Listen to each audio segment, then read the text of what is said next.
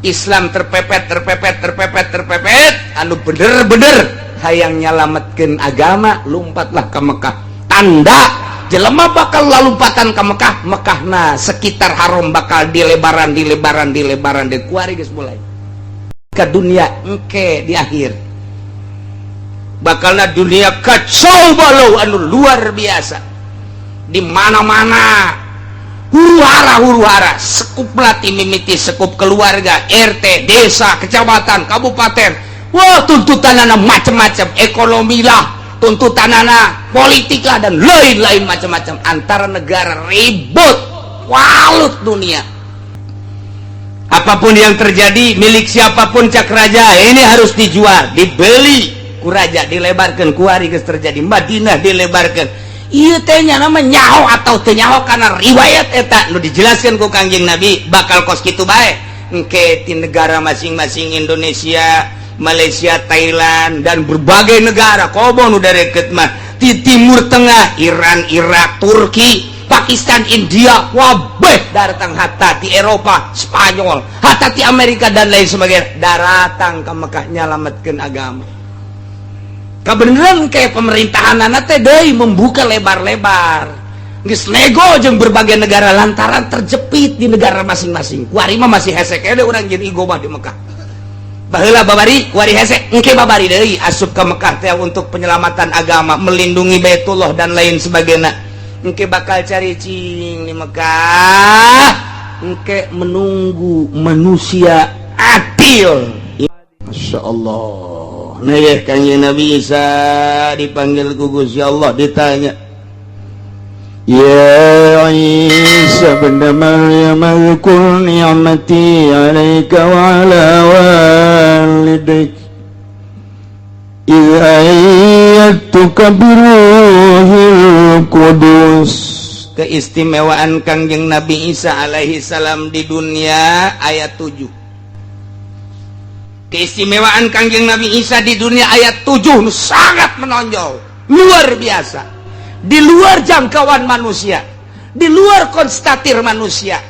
Hese neangan tandinga model Kanjeng Nabi Isa alaihi salam. Tapi kan datang ke kiwari moal ayat tanding Kanjeng Nabi Isa mah keistimewaana dibuat di Al-Qur'an nu bakal kadenge kurang engke dipempa pertanggungjawaban di hareupeun Allah di Rabbul Jalil. Urang kuari geus nyaho keistimewaana 7. Hiji, hei Isa putra lalaki Maryam, ingat anjen karena nikmat kaula nu telah diberikan ke anjen jeung ka indung anjen kudu disyukuran nikmat tersebut. Kaula nu agung cak Gusti Allah melen mere nikmat ka anjen 7. Hiji, Isa ingat anjen iz ayyatuka biruhil qudus, waktuna kaulang watan ka anjeun biruhil kudus dengan malaikat Jibril. Kumaha mang? Tukallimun nasa fil mahdi wa kahla. Borosot Kanjeng Nabi Isa lahir tanpa bapak. Kanjeng Nabi Isa mah putra daripada Siti Maryam. Nu Siti Maryam teh hamilna diperintah ku Gusti Allah malaikat Jibril tetah niup leungeun baju Siti Maryam ditiup eta mah sakadar sabab doang tanpa kitu ge bisa. Malaikat Jibril niup beteungna langsung karasa hamil lah. Dicaci dimaki Siti Maryam lompat ka leuweung tanpa bicara Siti Maryam lantaran Siti Maryam waliatullah lain jelema sambarangan. Siti Maryam teh jelema nu murni jeung suci nu bakal ngalahirkeun manusia murni jeung suci. Tapi samemeh kelahiranana Siti Maryam dicaci dimaki, dianggap pezina Siti Maryam teh. Panjang dongengna nu geus didongengkeun di surat Ali Imran. Ieu mah neruskeun rek nyaritakeun keistimewaan Kanjeng Nabi Isa nu bakal dipertanyakeun ku Gusti Allah. Lahir ke dunia Kanjeng Nabi Isa mah keur diayun keneh, dibantu ku malaikat Jibril bisa ngomong. Lantaran dituduh zina Siti Maryam, lantaran dituduh zina, orok tersebut ditanya begitu ditanya nyarita, inni Abdullah ataniyal kitab, kulama hamba Allah nu dibere kitab ku Gusti Allah, Injil bakalna. Hamba Allah hiji.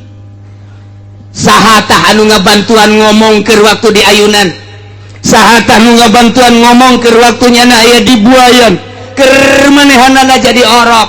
Biruhil Kudus, malaikat Jibril jadi pendampingna, dioyakeun ku malaikat Jibril sungutna lisana, dibere bisa ngomong hakikat nama Gusti Allah anu nyandingkeun malaikat Jibril ka diri Kangjeng Nabi Isa alaihissalam. Kadenge inni Abdullah ataniyal kitab, kadenge ku masyarakat. Hiji. Nomor kaduana, engke bakal nyarita deui nu sarua bahasana wakahla setengah tubuh.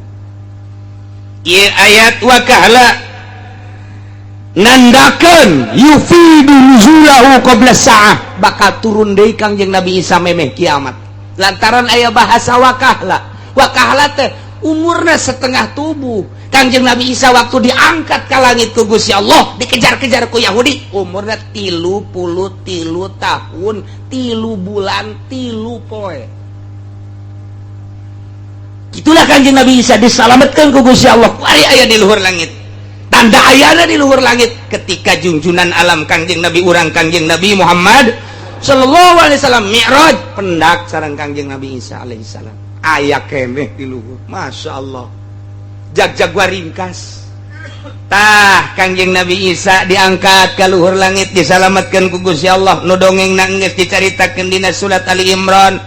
Ayalah jelema anu akur jeung Kangjeng Nabi Isa atawa anu persis yang Kangjeng Nabi Isa, dibunuh, disalib, dianggap Kangjeng Nabi Isa pecinta Kangjeng Nabi Isa, disalib. Nu kuari kieu bae teh tadi salib teh make calana-calana acan, nu dianggap pangeran eta teh lain Kangjeng Nabi Isa alaihi salam. Kangjeng Nabi Isa naik ke luhur langit, diangkat ku malaikat Jibril. Yelah ta ayatuka biruhil Kudus, ai muatan ka anjeun cak Gusti Allah, hai Isa, dengan dibarangi ku Ruhil Kudus tukallimun nasa fil mahdi, anjeun bisa nyarita waktu keur di ayunan. Wakahla anjeun bisa nyarita anu sarua bahasana, ini Abdullah ataniyal kitab, ketika anjeun diturunkeun ti langit ka dunia engke di akhir. Bakalna dunia kacau balau anu luar biasa, di mana-mana huru-hara sekup lati mimiti sekup keluarga, RT, desa, kecamatan, kabupaten. Wah, tuntutanana macam-macam, ekonomi lah, tuntutanana politik lah, dan lain-lain macam-macam. Antara negara ribut, walut dunia. Islam terpepet, anu bener-bener hayang nyalametkeun agama, lumpatlah ke Mekah. Tanda jelema bakal lalumpatan ke Mekah, Mekahna sekitar haram bakal dilebaran deh kuari geus mulai. Apapun yang terjadi, milik siapapun cak raja, ini harus dijual, dibeli ku raja, dilebarkeun kuari geus terjadi. Madinah dilebarkeun. Ieu teh nya nama nyaho atau teu nyaho kana riwayat eta nu dijelaskeun ku Kangjeng Nabi bakal kos kitu bae. Engke di negara masing-masing, Indonesia, Malaysia, Thailand, dan berbagai negara kobo nu dareket mah di Timur Tengah, Iran, Irak, Turki, Pakistan, India, wabeh datang hatta di Eropa, Spanyol, hatta di Amerika dan lain sebagainya, datang ke Mekah nyalametkeun agama. Kebenaran kayak pemerintahan teh deui membuka lebar-lebar. Geus nego jeung berbagai negara lantaran terjepit di negara masing-masing. Kuari mah masih hese kede urang jeung igobah di Mekah. Baheula babari kuari hese engke babari deui asup ka Mekah teh untuk penyelamatan agama, melindungi Baitullah dan lain sebagainya. Engke bakal cari cing di Mekah, engke menunggu manusia adil Imam Mahdi. Kenu bakal didongengkeun di Qurtubi, turunlah Imam Mahdi untuk melawan musuh Allah, ialah Dajjal. turun Dajjal tekuat Imam Mahdi turunlah Kangjeng Nabi Isa alaihis salam. Kangjeng Nabi Isa engke turun sanggesa turun ke Hararudang nu aya dina surat Kahfi yakni ashabul kahfi muksal mina tamliho martunus saribunus dunwanus saribunus kafiyar kapsatak taeta kabeh Hararudang untuk menjadi tentara Allah mengikuti Kangjeng Nabi Isa alaihis. Cek sakaulna lain kitu. Iya, Imam Mahdi heula lantaran memehna Dajjal heula. Dajjal teh poara jasa, bisa hiber ti Amerika ka Indonesia, kamari mah kakarak David Hungkul. Engke mah bisa hiber ti Amerika ka Inggris, ti Amerika ka Jerman, ti Indonesia ka Arab, hiberannya nama naon dicekal jadi emas, leungeun ka tuhu bakal jadi surga, leungeun keca bakal jadi neraka. Nyana ngaku-ngaku pangeran, asal teu percaya dibunuh ku nyana, asal teu percaya dibunuh. Mending dibunuh teh ngan saukeun dibunuh mah, dibunuh, diusap, dihudangkeun percaya henteu sia aing pangeran. Jelema kualut kabeh sujud ka Dajjal, kuari mah kakarak sujud ka Atut doang. Engke mah ka Dajjal ujianana. Dajjal disujud, oh iya pangeran teh, hayang duit, cekel. Yo, hayang emas, cekel. Yo.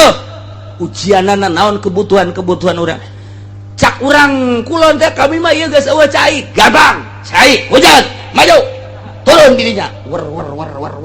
Ditanya, "Cukup hujan?" "Cukup ngincan cai, cukup." "Eureun sia hujan." Endeu kumaha deui? Endeu kumaha deui kuari mah kakarak impes daging bae ge sarujud jelema. Kakarak bunga bang bae ge sujud. Kiai nu haram-haramkeun dicaci dibakit jeung teuing aing mah kerasa siang kamu disidang di hadapan Allah. Aing geus nyampaikeun ka sia. Tapi awas ya. Kuat henteu sia nang tangan siksa Allah. Nah, ieu kuari geus sararujud kana kos karar itu. Jabatan disujudan tanpa jabatan moal dahar murtad sia. Maca 2 kalimat syahadat. Kuari geus mulai diacak-acak engke mah Dajjal langsung. Nah, didinya datanglah Imam Mahdi beserta bala tentara Ashabul Kahfi nu aya di Yordan, dibuka ku Gusti Allah. Blah. Buukna bakalna 2 kali lipat tangtungan manehanana. Buajang atuh ribuan tahun tiba heula di zaman Raja Dikianus. Zaman Raja Dikianus ada teh ribuan tahun. Wah, buukna panjang, kukuna pararanjang. Kumisna para ranjang. Pan hirup jangan hirup atuh teh dikerut-kerut ya eueuh silep meureun di jero. Mendeting seremna tuh. Boro-boro perang urang neuleun abe asal budak leutik mah neuleun ge pae. Sawan atuh boro-boro neuleun nu eta. Urang neuleun nu aya di urang bage bukna rada jabrik setik kumisna panjang matana beureum janggotna kitu. Meletot budak leutik sawan. Atuh komo ieu ribuan tahun. Panjang dikucir kujana kadi kumis warna ranjang yang mata puru nyebut kalimah la ilaha illallah asana kafir ge kafir kapaksa tak kusieun aing meuneuh syahadat bae urang sieun melawan lah ayeuna ngajungkel beak geus Dajjal turunlah Ya'juj wa Ma'juj anu dibenteng ku Dzulqarnain nu aya dina surat Kahfi. Raja sadunia 2 Islam teh hiji Raja Dzulqarnain nu pernah ngabenteng laut, nomor kedua Kangjeng Nabi Sulaiman alaihis salam. Raja kafir ge sadunia 2, nomor kahiji Raja Namrud, nomor kedua Firaun. Jadi sabanding bae eta. Firaun, dinasti Firaun terus datang ka kuari dinasti Firaun. Datang ke kuari dinasti Firaun 1, Firaun 2, Firaun 3. Kuari ge Firaun nu kasakean lah. Melain Firaun mah tuh moal dibom Irak, melain Firaun mah moal dibom atuh kitu Libya, melain Firaun mah Firaun dinasti Firaun dilanjutkeun. Termasuk dinasti Islam ngan kedinastianana geus dikaburkeun. Diganti padahal terus baik. Nah iya engke kakarak turun Kangjeng Nabi Isa alaihis salam. Berjuanglah Kangjeng Nabi Isa, bahkan kawin Kangjeng Nabi Isa di masa itu. makmur dunia teh kamakmuranan geus sasa dicaritakeun jelema syahadat kabeh jelema Islam kabeh jelema iman kabeh ieu bakal taya dalilna ke panjang dongengna deui ieu mah keur nyaritakeun bahwa Kangjeng Nabi Isa diturunkeun deui di langit setelah dinaikkeun umur 33 tahun 3 bulan 3 minggu 3 poe turun deui nyarita nu sarua. Kok bisa sarwat itu ayat tukabiruhil kudus cek Gusti Allah aing teh geus nguatan ka anjeun melalui ruhil kudus Jibril selalu ngabarengan anjeun ingat anjeun Isa hiji nikmat ti Gusti Allah eta nikmat kadua wa idza lam tukal kitab wal hikmata wat taurat wal injil ingat Isa ketika maneh rada gede begitu maneh asup ke berbagai pendidikan anjeun eueuh nu ngawurukan tapi bisa nulis sorangan Kangjeng Nabi Isa mah bisa nulis sorangan eueuh guruan begitu asup ke madrasah guruna geus dikanyaokeun Pak Guru nu bakal dicaritakeun poe ieu teh sekian poin anu kagetan guru juy Pak nyahoeun balik balik isukna kitu ge deh begitu asup deui ka majelis dicaritakeun guru poe ieu nu rek dicaritakeun teh nu rek disampaikeun ka murid anu poin kadua poin katilu cing paling budak cawan kieu diantepkeun geus coba katilu kali ge kitu keneh terus coba nulis bisa sorangan dek nulis naon me nulis bahasa Arab nulis bahasa Suryani nulis bahasa Latin nulis Cina pan hese jasa Cina mah Cina mah hese jasa nulis cak urang mah sugan teh berkembang horeng bahasa tulisan teh sugan mah kembang ros horengan tulisan eta di dunia kekayaan Gusti Allah aya nu kos kitu aya deui urang mau mah teu kaharti horeng kunyana ge teu kaharti yeuh eta teh dibantu ku malaikat Jibril sehingga nulis naon bae jana teh paham bisa ngarti ya Allah ya Rabbi keistimewaan Kangjeng Nabi Isa lain lalawara bahkan nyaon nu diayakan nu di kantong anjeun teh eta teh aya kertas tulisanna di jero anu kageteun jelema jipan bisa nyaho kitu Isa ya Allah ya Rabbi wa iz 'allamtukal kitab ade mana di jero naon pesak anjeun kantong anjeun tah aya kertas 2 lembar tulisanna tulisan Arab bahasana nu dicaritakeun anu kageteun panjelma kageteun wah Isa lain sembarangan jelema cenah ieu mah ieu na ye wa id 'allamtukal kitaba wal hikmah jeung hikmah kajadian-kajadian isuk bakal nyaho Kangjeng Nabi kajadian nu bakal terjadi isukan geus nyaho bulan hareup geus nyaho ka tukang dicarita-caritakeun berhikmah artina jujur jasa adil jasa pas jasa caritaanana jeung kenyataan hikmah haram lamun nyarita isukan hujan tepat bulan hareup bakal terjadi anu tepat jasa hikmah ngaranna di benak hati anjeun teh tah aya terselimet ka dieu mang ka dieu kunaon di jero hati anjeun gugula ka nyawa aya naon hayang kawin jeung urang Subang nya oh sia sok ngomong kanyawa Masya Allah eta teh nang Gusti Allah ingat Isa ketika maneh ku kaula dibere nyaho urusan tulisan nulis naon bae maneh nyaho urusan hikmah maneh nyaho bahkan wat Taurat wal Injil kitab Taurat maneh mapan nyaho maneh nyaritakeun ka umat anjeun dina kitab Taurat diturunkeun ka kitab ka Kangjeng Nabi Musa mah eusina sakean dibacakeun ku Kangjeng Nabi Isa teu pernah belajar Kangjeng Nabi Isa tapi bisa Masya Allah urang mah belajar datang ka kolot teu bisa-bisa datang ka kuari teh teu bisa-bisa bae geus jang ngajina nundutan bae teu bisa-bisa aduh Masya Allah masalah sih masalah lah cenah iki suka moal ngaji atuh los ya moal ngaji beki bodoh atuh sia sakitu ge ngaji bodoh komo teu ngaji anggeus sana tuh waz-zabur jeung kitab zabur turunkeun ka Kangjeng wa Taurat wal Injil berikut Zabur ge nyaun diturunkeun ka Kangjeng Nabi Daud komo Injil mah diturunkeun langsung ka Kangjeng Nabi Isa alaihis gideg kabeh jelema di saat eta angkat topi kabeh ka Kangjeng Nabi Isa bingung kabeh menghadapi Kangjeng Nabi Isa lantaran keistimewaan poara leutik keur di ayunan bisa ngomong engke ngan engke mah engke bakalna geus jang urang mah nu caritakeun di yaumul kiamah ketika Kangjeng Nabi Isa diturunkeun engke encan engke di zaman mantes zaman Imam Mahdi encan kalaksanakeun ieu wakah lama nomor kaduana Kangjeng Nabi Isa bisa nulis berbagai bahasa tulisan-tulisan bisa nomor katiluna nyahun karena isi kandungan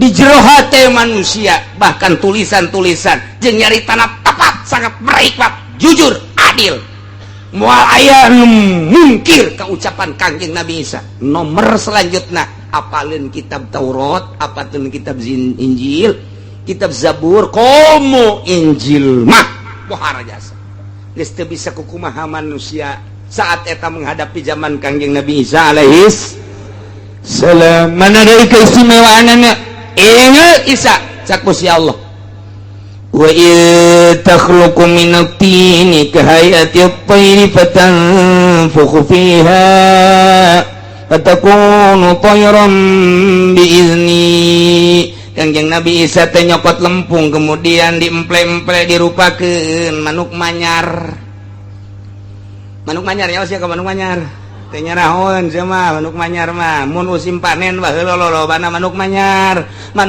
teh resepeunana jeung ayana ku Gusti Allah entah mah saat-saat geus barareukah tah eta teh babarengan jeung manuk peking nu mantak di sawah teh aya bebegig eta teh jang nyingsieunan manuk manyar jeung manuk peking si sabab teh nyaho pan geus mah pabrik nyahona oh, engke di kitu-kitu di oyak-oyak guprak manuk hiber.